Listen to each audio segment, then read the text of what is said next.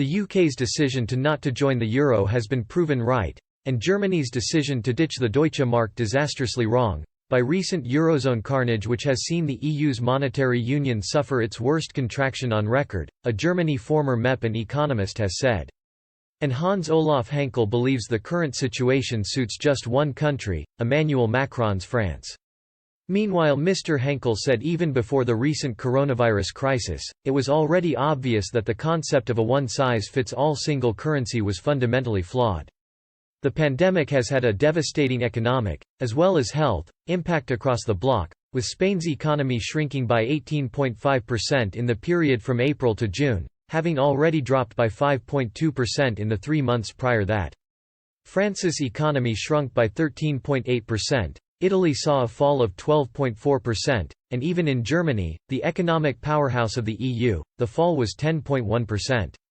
Across the bloc as a whole, the average contraction was 11.9%.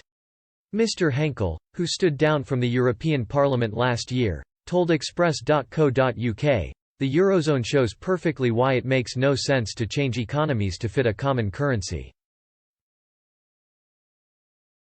On the contrary, a currency should rather fit the reality of a country's economy. In other words, it was wise for Britain to keep the pound and it was foolish for Germany to give up its D-mark." Mr. Henkel said the impact of the pandemic was plain for all to see. However, he stressed the roots of the problem preceded the onset of the disease. He explained, "Of course the economic downturn of the Eurozone cannot be a surprise to anyone.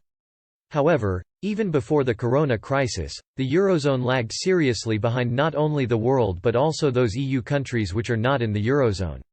No wonder that countries like Denmark, the Czech Republic, Sweden and Poland have no appetite to join the common currency.